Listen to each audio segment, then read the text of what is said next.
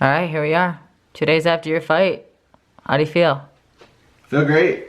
4-0. Got a belt. You There it know? is. Lights Yeah. out middleweight champion.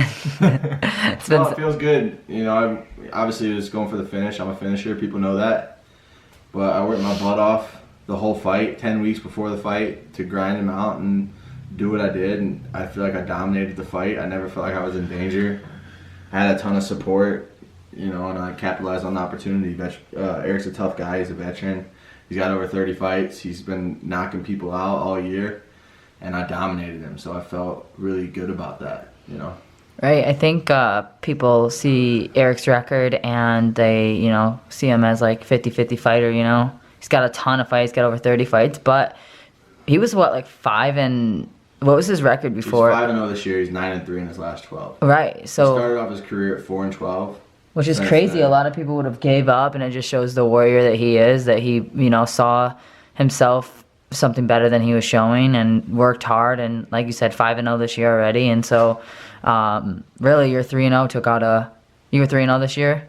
He was 5-0, and you took out a 5-0 guy. I mean, I know that's not what his record is, but that's what the year has shown for him, and super successful. Yeah, Eric's no joke. I mean, that flying knee that he gave me 5 stitches with, he knocked out Terry Martin. Terry Martin's a UFC veteran with over 25 pro wins. The guy's no joke, and he KO'd that guy round 1.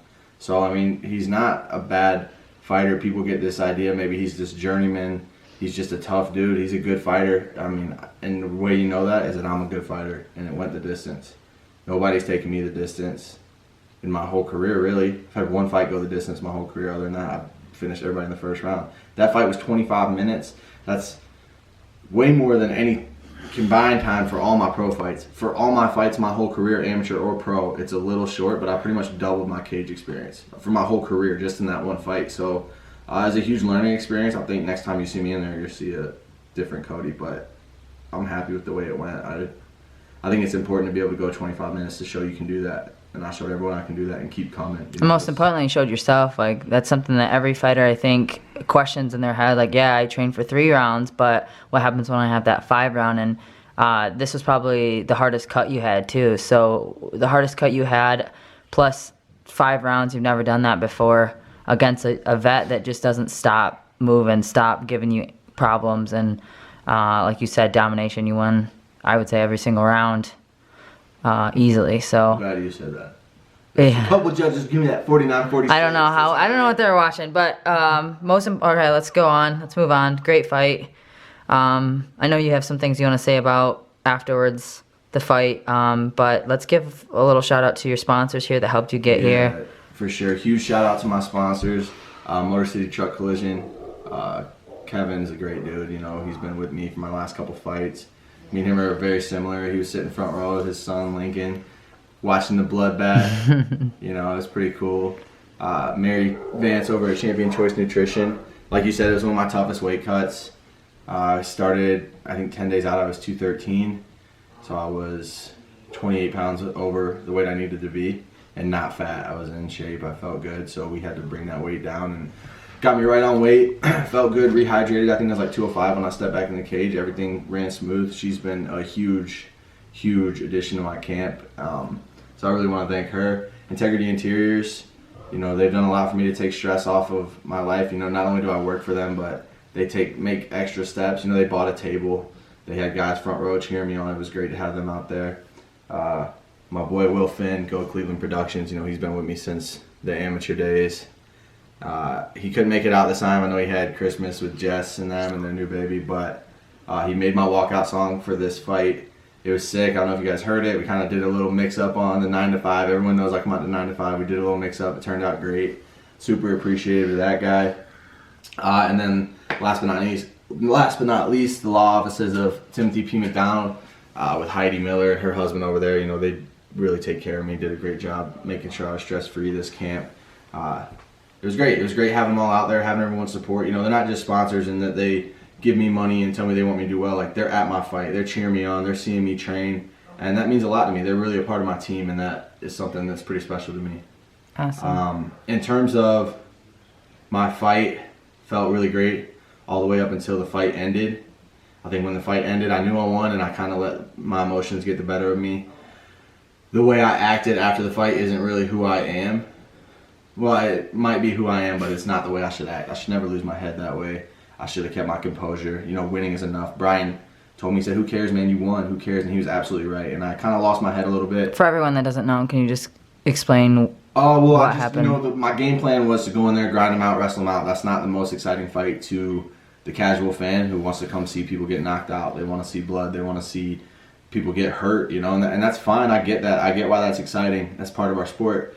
But what I did was an absolute clinic. I dominated a tough veteran of the sport and left myself really to the last 4 minutes of the fight. I did not have a mark on me. You know, I dominated a guy who's been killing people. And so the time, to me, in the moment, right, I'm bleeding out my face. I have this huge cut on my head. I just put in work for 25 minutes. Not to mention the fact that I had a 10-week camp before this fight. Through Thanksgiving, I'm cutting weight. I'm taking time away from my wife. I'm taking time away from my friends, my family. You know, I went home to South Carolina, but I had to come back quicker than I would have liked to. I was there for my brother's wedding, but I came back quicker because I needed to get ready for this fight. So all the sacrifice behind the scenes, people don't really see. People don't see what you're putting in.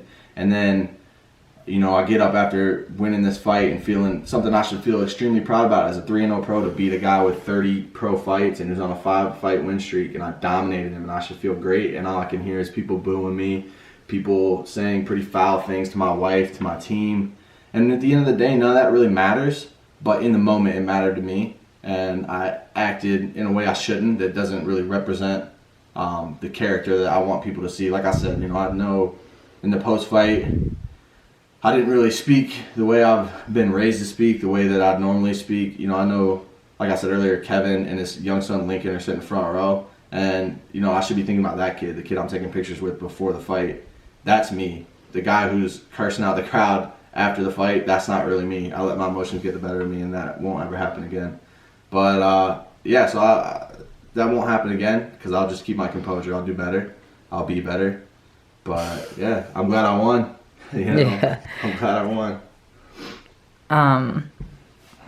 So, guys, one thing that I love about my husband is that if I were to think of anyone calling him some of the names that were called to him after his fight, I know that he's not taking that very lightly. He's not someone that just brushes off some of the terrible things that people are saying to him. And so one thing I love about him is that he always sticks up for himself. Even like he said, he wishes he didn't do it, but that is him. You can't walk on Cody. You can't talk to him or me or some of our teammates the way people were talking to us, and he's always going to stick up for us. He always has our back, and it's one thing that I love about him. So it was really tough to see, you know, the person you love and care about and watched train so hard for so long. And you know, I think this fight camp, he's absolutely done the most he's ever done.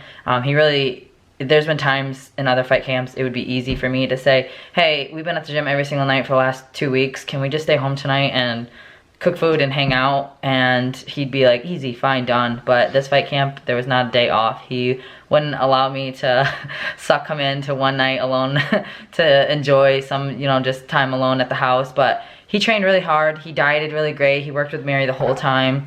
The weight cut was as tough. And after a fight, after 25 minutes of putting his heart and soul and keep working in that fight, to see people down him and boo him, it was tough to see. So, you know, I felt bad for him in the moment, but I think, and I think it took away from his moment. It sucks. You know, you just finished a fight, you want to get your hand raised, you want your family to come in and take photos with you, and he pretty much had to get rushed out of there because there was so much negativity going. So, we're looking forward. We like what he did. We're going to move on and get better, but congrats, Cody. Good job. Anything else? We're just gonna post this on not our Life in Cages vlog. No, we're just gonna post a video. Yeah. Nothing else. Like you said, we're just looking forward. You know, we look to move forward all the time. I think I've watched a fight 3 times already, and I already have huge things for what I'm gonna get better at. And I've been a pro for 8 months. Got this 4-0, and there's gonna be big things coming in 2020. I think this fight really opened my eyes to a lot of things I need to work on. But as far as my progression and where I'm at, we're on the up and up. So I'm excited for that. Huge shout out to Iridium as well. I didn't mention them in my sponsors, but I've added them to my team. here in the last 3-4 months, and it's just been huge. The things, the opportunities I've gotten, and the way they've taken care of me. My wife has signed with them because they did such a good job. You know, if I sign with them, maybe people are like, I don't know, but if Bobby signed with them after me, you know, it's the real deal. So Jason, Jacob, I really appreciate you guys. Yeah, I mean, if you need a mouth guard, you've messaged them and say, hey, my mouth guard's getting old. And the next day, we've got it sent here. If you need some new training gear, they've got it done. They're always helping you out with your posts, with your fight shorts. They got everything ready, all your sponsors on it. That right there in itself is a huge benefit and a stress that they took care of. You know, and fight camp, they text me like every week, make sure I'm alright, make sure my camp's going good, just seeing how I'm feeling. You know, if they have some advice about what they think I should do, don't hesitate to put it out there. You know, I'm appreciative of that. I'm appreciative of those guys. So, okay, we're done. I was just saying that we've been very successful with SOS lately. It's been great. Oh yeah, so the night got crazy at the end, but reflecting back on the whole weekend, my boy Josh, he was one of my main training partners this whole camp, was in Africa with James. It was kind of stressful because James has been in my corner for every single one of my fights since my first amateur fight, and this was the first one he was going to miss, my biggest fight, so I was nervous about it. But Josh went out, handled business, dominated his game plan. He went to a water park, I think, in the middle of his fight.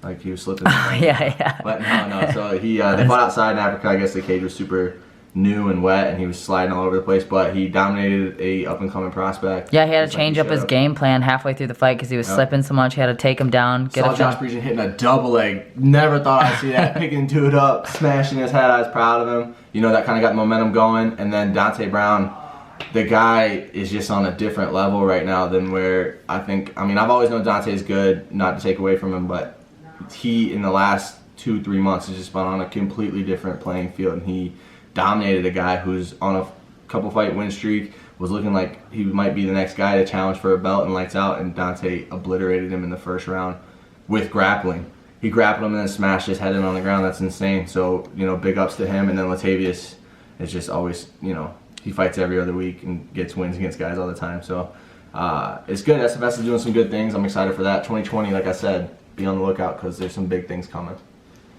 Okay. All right. Sounds good. Good job, champ. Oh, yeah. What's next? What's next is I'm going to go see my boy Colin Anglin's puppy, Rocky Francis Anglin. We're going to go hang out with him because he's a little G. Actually, you said you were going to help me put up the Christmas tree. We're going to put up a Christmas tree, then we're going to go see Rocky Francis Anglin. Okay.